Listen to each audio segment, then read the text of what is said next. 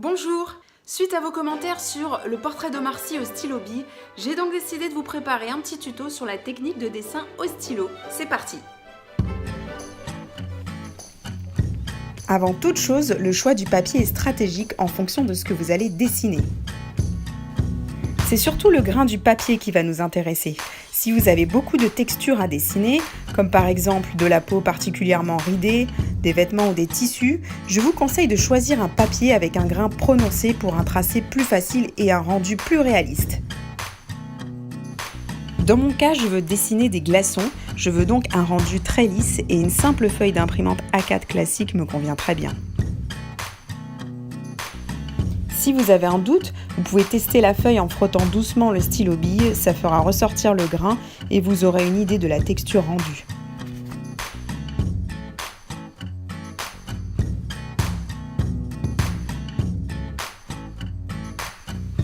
Si vous débutez, je vous conseille un tracé au crayon à papier d'abord, puisque bien sûr il n'y a pas d'erreur possible au stylo bille. Mais vous pouvez toujours vous challenger directement au stylo dès que vous le sentez. Gardez la main légère et mettez un maximum de tracés et de repères importants, mais vous devrez résister à la tentation du remplissage qui ne devra être fait qu'au stylo.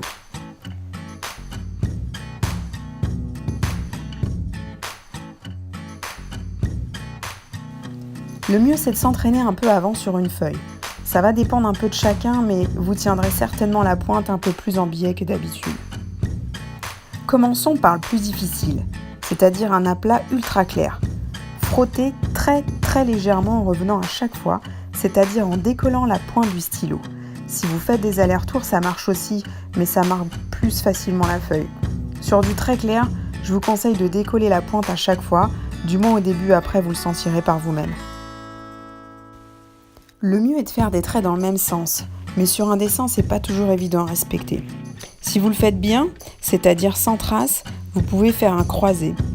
Et vous verrez un aplat sans trace. Si vous y arrivez, alors vous maîtrisez ce qui me paraît le plus compliqué dans le dessin au stylo bille. Pour les zones plus sombres, il faut appuyer plus fort bien sûr, mais pour éviter les traces, je vous conseille de repasser plusieurs fois au même endroit plutôt que d'appuyer comme un bourrin. Le stylo, ça marque beaucoup.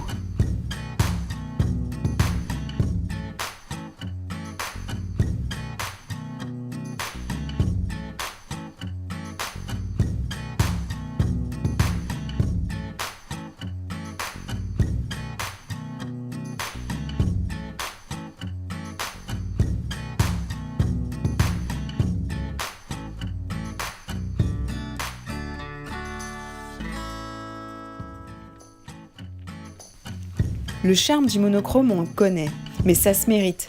Parce que l'inconvénient, c'est que vous n'avez qu'une seule couleur pour transmettre peut-être des dizaines, voire des centaines de teintes différentes. Avant de commencer, il va donc falloir repérer les clairs et les obscurs, l'ombre et la lumière. Plus votre observation va être fine et plus le rendu va être réaliste. Il faut faire ressortir les contrastes. Repérez là où les zones les plus foncées sur votre modèle, ou si c'est un dessin d'imagination, visualisez-les avant. Et dites-vous que rien ne sera autant ou plus foncé que cette partie-là.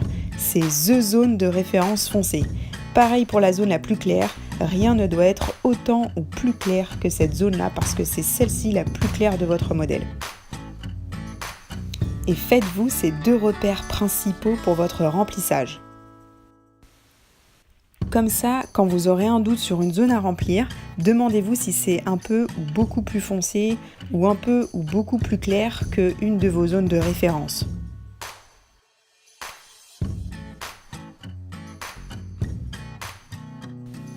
C'est parti pour le remplissage. Je commence à délimiter un petit peu mes zones en fonction des zones de lumière et des zones d'ombre.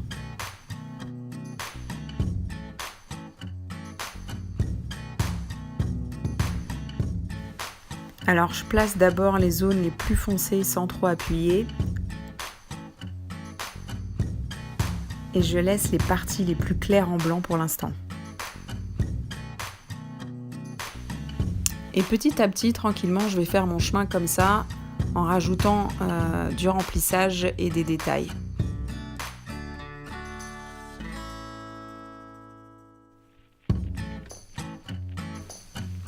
Si vous commencez par le haut, c'est mieux, ça évite les traces de stylo avec la paume de la main quand on transpire. Mais sinon, c'est pas une obligation du tout, vous pouvez commencer n'importe où en utilisant un papier sous la paume de la main par exemple.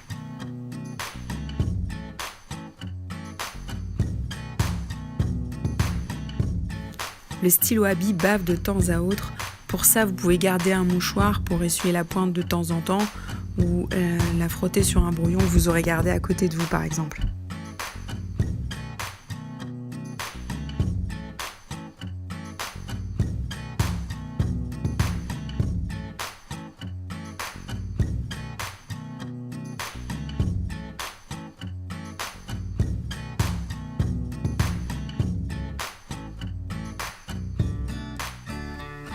Et donc vous l'aurez compris, au fur et à mesure, on noircit les zones les plus foncées et on marque bien les contrastes.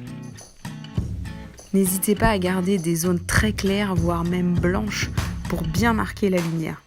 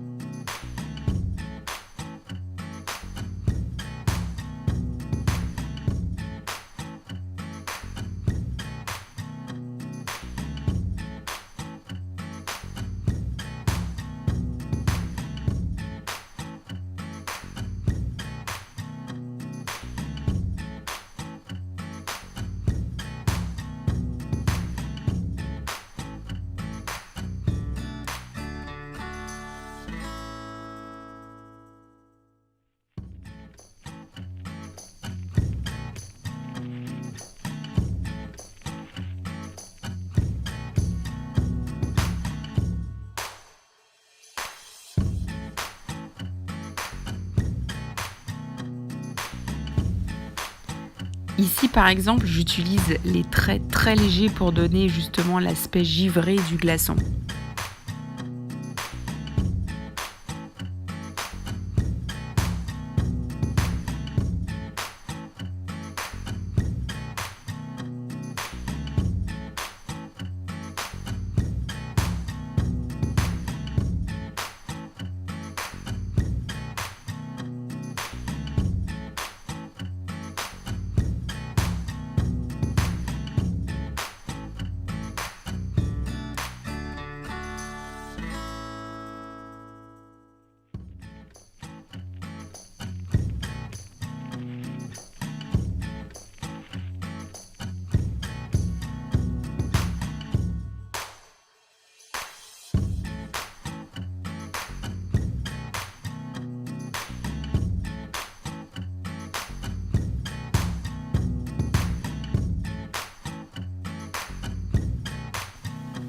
Mon plus grand conseil, armez-vous de patience.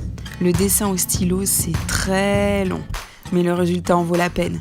Ne soyez pas pressé de terminer, n'hésitez pas à le faire en plusieurs fois. Le dessin, c'est jamais urgent, il n'y a que le rendu qui compte. Et si vous n'êtes pas satisfait du résultat, ne soyez pas déçus. Vous n'aurez jamais perdu votre temps. S'améliorer en dessin, c'est s'entraîner encore et encore. Personnellement, je ne fais pas partie de celles qui croient au talent inné ou à un espèce de don. Pour moi, si on est bon en dessin, c'est qu'on s'entraîne encore et encore. Et d'ailleurs, ça se vérifie dans l'autre sens, parce que quand on arrête de dessiner pendant longtemps et de s'entraîner, on perd beaucoup.